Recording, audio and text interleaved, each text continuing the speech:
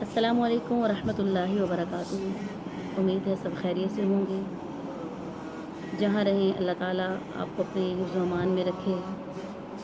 آج ہم ماہ سفر کے حوالے سے کچھ باتوں پر نظر ڈالیں گے، وہ چیزیں جو ہم اس مہینے کے ساتھ جوڑ لیتے ہیں۔ قرآن پاک میں آتا ہے ما اصابک من حسنۃ فمن اللہ۔ انسان کو کوئی بھی تکلیف پہنچتی ہے یا کوئی بھلائی پہنچتی ہے، یہ دو کیفیات سے انسان بار بار گزارا جاتا ہے۔ انسان اپنے برے حالات کو کبھی کسی مہینے کے ساتھ جوڑتا ہے، کبھی کسی عدد کے ساتھ مخصوص کر دیتا ہے، کبھی کسی کلر کے ساتھ مخصوص کر دیتا ہے، حالانکہ ایسا نہیں ہے۔ اللہ رب ذوالجلال نے نہ کسی مہینے کو بدشگن بنایا، نہ اللہ تعالیٰ نے کسی عدد کو ایسا بنایا، بلکہ زمانہ جاہلیت میں، کیونکہ ہم قرآن پاک میں جب پڑھتے ہیں تو طائرکم لفظ استعمال کیا گیا بدشگنی کے حوالے سے۔ تو طائرہ کا جو لفظی معنی ہے وہ تو پرندہ ہے، تو اہل عرب جو تھے وہ پرندوں کے ذریعے فعال نکالا کرتے تھے، تو اسی وجہ سے اس لفظ کو اس طرح پڑھا جانے لگا۔ حالانکہ اللہ تعالیٰ کی نظر میں سارے مہینے قابل احترام ہیں۔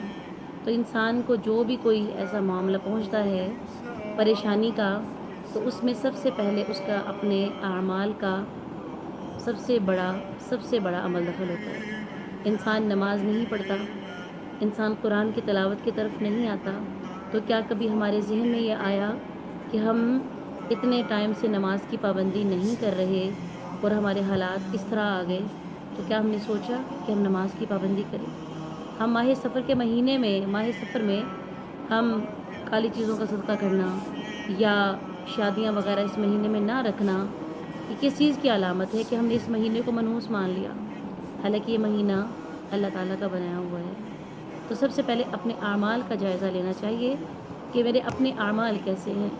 میرے گھر میں قرآن مہینے بند تو نہیں رہا، میرے گھر میں جانماز کے راہیں میں بھول تو نہیں گیا۔ اللہ کا ذکر، اللہ کی یاد، یہ سب سے زیادہ انسان کو کامیابیوں کی طرف لے کر جاتی ہے۔ اور پھر اللہ تعالیٰ کا پسندیدہ شخص وہ ہوتا ہے جو اللہ تعالیٰ کے راستے میں لگا بھی ہوا ہے، لیکن پھر بھی اس کی زندگیوں میں امتحانات بہت زیادہ آتے ہیں۔ کیوں؟ اللہ تعالیٰ نے اس کو پسند کیا ہوا ہے، اللہ تعالیٰ نے اس کو منتخب کیا ہوا ہے۔ اللہ جب کسی سے محبت کرتا ہے تو اللہ تعالیٰ پھر اس کو امتحانات میں مبتلا کر دیتا ہے۔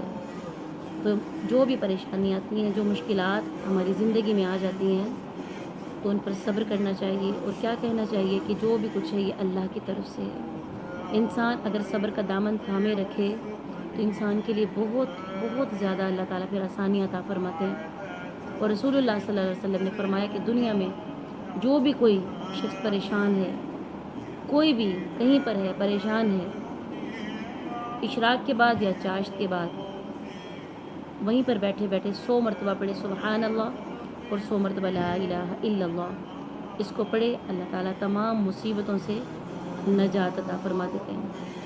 سیدنا ابو ہریرہ رضی اللہ تعالیٰ عنہ فرماتے ہیں کہ رسول اللہ صلی اللہ علیہ وسلم نے ارشاد فرمایا کہ جو شخص صبح کے وقت 100 مرتبہ لا الہ الا اللہ پڑھے، 100 مرتبہ سبحان اللہ و بحمدہ پڑھے، تو اگر اس کے گناہ سمندر کے جھاگ کے برابر بھی ہوں گے تو معاف کر دیے جائیں گے۔ حضرت ابو ذر غفاری رضی اللہ تعالیٰ عنہ روایت کرتے ہیں کہ رسول اللہ صلی اللہ علیہ وآلہ وسلم نے ارشاد فرمایا کہ تم میں سے جو شخص نماز فجر کے بعد سلام پھیر کر وہیں بیٹھے بیٹھے، یعنی اٹھے نہیں، کسی سے بات نہیں کرے، بلکہ اسی کیفیت میں تشہد کی حالت میں بیٹھے بیٹھے صرف 10 مرتبہ یہ کلمات پڑھے، لا الہ الا اللہ وحدہ لا شریک لہ لہ الملک ولہ الحمد یحیی و یمیت وہو علی کل شیء قدیر۔ تو رسول اللہ صلی اللہ علیہ وسلم نے فرمایا کہ اللہ تعالیٰ اس کے 10 گناہوں کو معاف فرما دیتے ہیں، اس کے لیے 10 نیکیاں لکھ دی جاتی ہیں اور اس کے 10 درجات کو بلند کر دیا جاتا ہے۔ اس دن کے گناہوں میں اس کو گرفتار نہیں کیا جائے گا سوائے شرک کے، یعنی شرک تو بہت بڑا گناہ ہے، اس کے علاوہ اس سے کوئی بھی گناہ اگر اس دن سرزد ہو بھی جائے گا نادانی میں، تو اس گناہ پر اس کی گرفت نہیں ہوگی تو دیکھیں علم کتنا زیادہ فائدہ دیتا ہے. جب انسان کو کسی چیز کا علم ہوتا ہے تو کتنا زیادہ فائدہ اس کو ملتا ہے. اور اسی طرح رسول اللہ صلی اللہ علیہ وسلم نے ارشاد فرمایا کہ یہی کلمات جو شخص مغرب کے نماز کے بعد وہیں بیٹھے بیٹھے اسی کیفیت میں، یعنی کہ ٹانگ کو موڑے ہوئے، یعنی کہ وضو بھی باقی ہے، وضو نہیں ٹوٹا، کسی سے بات نہیں کی، اٹھ کر نہیں گیا، بلکہ اسی طرح بیٹھے بیٹھے ان کلمات کو 10 مرتبہ پڑھ لیا تو ساری رات اس کے لیے نیکیاں لکھی جاتی ہیں، اللہ تعالیٰ کی وہ امان میں آ جاتا ہے. تو علم حاصل کرنا چاہیے تاکہ ہمیں ذکر کی لذت